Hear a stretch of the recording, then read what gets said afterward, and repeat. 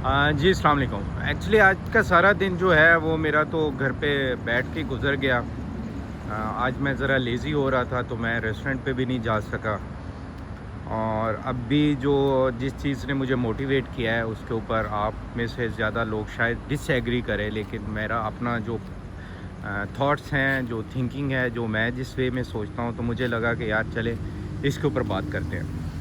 आज से कुछ टाइम पहले, शायद हफ़्ता या 10 दिन पहले, एक पाकिस्तान का मशहूर जो है यूट्यूबर है डकी है, उसे मारा गया, उसे अरेस्ट किया गया एफआईए की तरफ से। और उसके ऊपर उसने फिर विक्टिम कार्ड खेला, उसने संपत्ति लेने की कोशिश की उस मार के बाद। अदरवाइज़ मैं बहुत ज़्यादा खुश था कि यार अच्छा हुआ उस बंदे को मार पड़ी है। उसके पीछे पर्पज़ क्या है कि मैं क्यों खुश हुआ, मेरा कोई पर्सनल नहीं है उसके साथ कोई दुश्मनी, हो भी नहीं सकती।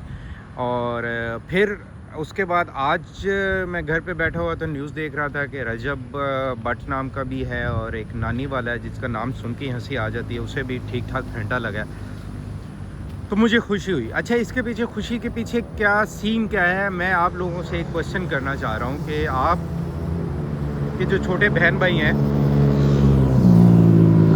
उनको लेकर, आपके रिलेटिव्स को लेकर, अगर कोई भी बंदा जिनके जो अंडर 19 है, जिन जो अभी इतने मैच्योर नहीं हुए, उनको कोई मिसगाइड करता है, मिसगाइड इन वे के वो गैम्बलिंग के ऊपर आ जाते हैं, ट्रेडिंग काइंड ऑफ, उसे अगर दूसरा बोले तो वो गैम्बलिंग ही है, उस पर लग जाते हैं। उनके अंदर ये एहसास आता है कि यार अगर हम अपनी वाइफ को, अपनी बहन को, अपनी माँ को, अपनी फैमिली को प्रमोट करेंगे, उसे वीडियोस के ऊपर लेकर आएंगे, तो ये एक अच्छी चीज़ है, क्योंकि लोग इन्हें पसंद करते हैं और लोग पसंद करते हैं और हमें पैसे मिलते हैं। तो ये फिर माशरा किसकी तरफ जाएगा? तो अगर कोई भी आपके घर वालों को, मैं सिर्फ ये, मेरा ये पॉइंट है कि आपके जो बहन भाई हैं उनको इस लाइन के ऊपर लेकर आता है कि जुआ खेलो, गैम्बलिंग करो, बहनों को पेश करो, मतलब कैमरे में लेकर आओ, तो आपको गुस्सा नहीं आएगा? क्या आपका दिल नहीं चाहेगा कि यार इनको मार पड़नी चाहिए इस बंदे को, जो बंदा ये कर रहा है? तो अगर आपके दिल में या मेरे दिल में ये ख्याल आता है, तो हाउ कुड बी पॉसिबल कि एक बंदा पूरी नेशन को पीछे वो उसने लगाया हुआ है और वो कहीं ना कहीं अफेक्ट हो रहे हैं उसमें से, चाहे वो 1000 पीपल हैं या 5000। तो इसलिए मुझे इस चीज़ पे गुस्सा आया और मुझे आज उसे जो मार पड़ी है, मुझे वो बहुत अच्छा लगा है। ऐसे लोगों को मार पड़नी चाहिए और ढेरों ढेर पड़नी चाहिए और डेली बेस पे पड़नी चाहिए और नॉन स्टॉप पड़नी चाहिए। किसी को भी ये हक नहीं है कि वो अपने जो पर्सनल उसकी गंदी सोच है, सिर्फ चंद पैसे कमाने के लिए वो उसे लेकर लोगों के ऊपर, लोगों को भी प्रमोट करना शुरू हो जाए। ये जो चीज़ें हमारे बचपन में थी ना, कि इस तरह की चीज़ें देखने के लिए नाच गाना या वट एवर आप जो भी बोले, मैं यहाँ पे मतलब वो लफ्ज़ यूज़ नहीं करना चाह रहा, उसके लिए एक ना मखसूस एरिया में जाना पड़ता था और इतना ज़्यादा डर होता था, इतना ज़्यादा कि हम डरते थे कि यार पता नहीं क्या हो जाएगा। मतलब जाते थे, वो एक क्यूरियोसिटी होती है आपको उस एज में, जिस एज में आप अंडर 19 होते हैं, कि यार देखते हैं, और जब फ्रेंड्स ज़्यादा इकट्ठे होते हैं तो ये चीज़। दूसरा, फिर मैंने जो चीज़ें नोटिस की कि यूरोप में मेरा टाइम गुजरा, मैंने वहाँ पे क्या देखा जी, एम्स्टर्डम की मैं बात अगर कर लूँ तो वहाँ पे रेड लाइट एरिया है। रेड लाइट एरिया में मैंने जब देखा, या जो लोग यूरोप जानते हैं वो, मैं ये बात कर रहा हूँ 2010 की, मतलब आज से 15-20 साल पहले आप ये कह लें। तो वहाँ पे लड़कियाँ खड़ी होती थी बॉक्स के अंदर, और वो फॉर सेल, आप ये फॉर रेंट आप कह लें कि वो खड़ी होती थी, पैसा दिया, वो आगे से कपड़ा पर्दा बराबर करती थी, आपको 20 मिनट देती थी, 50 यूरो लेती थी उस टाइम वो। तो मेरे लिए वो बड़ा सरप्राइजिंग था, क्योंकि मैं पाकिस्तान से अभी अभी गया था, तो मैंने कहा यार ये तो यहाँ पे फाशी है। तो वो थोड़े टाइम के बाद, अगर आज आप लाहौर के हैं, आप कराची के हैं, या मैं इस्लामाबाद से था, मुझे पता है इस्लामाबाद का मेन जो पॉइंट है वो F10 है। F10 में मस्जिद है, मारूफ हॉस्पिटल है, उसके साथ टोटल फाशी चल रही है, सरेआम चल रही है, कोई रोकने वाला नहीं है।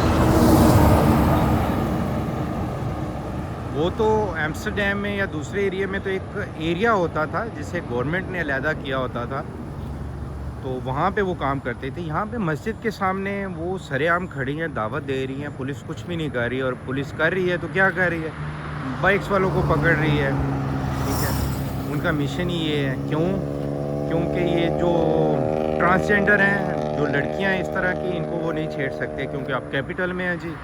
फिर वो सो कॉल्ड ह्यूमन राइट्स वाले उठ के आ जाते हैं कि ये आप क्या कर रहे हैं। और ऑफकोर्स हम एड के ऊपर चल रहे हैं यूरोप की और अमेरिका की, तो वो भी बहुत सारी बातें करते हैं। तो वो आफ्टर मतलब हम ये कह सकता हूँ मैं कि हम पीछे हैं यूरोप से 10-15 साल। तो इस रास्ते में भी हम थोड़ा सा पीछे रह गए हैं। वो आज से 10-15 साल पहले ये काम कर रहे थे और हम आज उस स्टेज के ऊपर पहुँचे।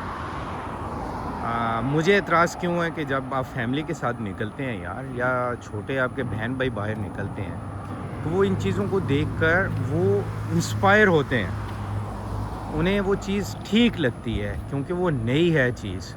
और उनको उनका रंग ढंग, उनकी स्माइल, उनका मेकअप और फिर उनकी लाइफ जो वो टिकटॉक या सोशल मीडिया के ऊपर प्रमोट करते हैं, वो इंस्पायर करती है यार। अगर कोई मैच्योर है तो उसे नहीं करेगी, लेकिन अनमैच्योर जो बंदे हैं उनको वो लाइफ बहुत ज़्यादा इंस्पायर कर रही है। तो मैं इसलिए उन चीज़ों के ख़िलाफ़ हूँ। खैर, यही तो वीडियो का एक पॉइंट हो गया। दूसरा जो मेरा मेन था कि रेस्टोरेंट मेरा अल्हम्दुलिल्लाह वो पहले भी रनिंग में था, मतलब पिछले 10-15 साल से वो चल रहा था। वो दोस्त है, उनसे मैंने बाई किया। तो मैं यकम से वो हैंड ओवर कर रहा है मेरे।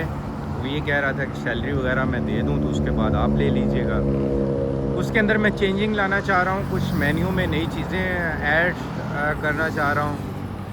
तो वो मेरी कोशिश होगी कि मैं लाइव जाया करूँ और फिर आप लोगों से क्वेश्चन किया करूँ कि यार आप बताएं कि इसमें कौन सा कलर सूट करेगा। थोड़ी सी चेंजिंग करना चाह रहा हूँ, एकदम से ज़्यादा पैसा नहीं मैं लगाना चाह रहा क्योंकि ऑलरेडी बहुत ज़्यादा मैं पैसा लगा चुका हूँ।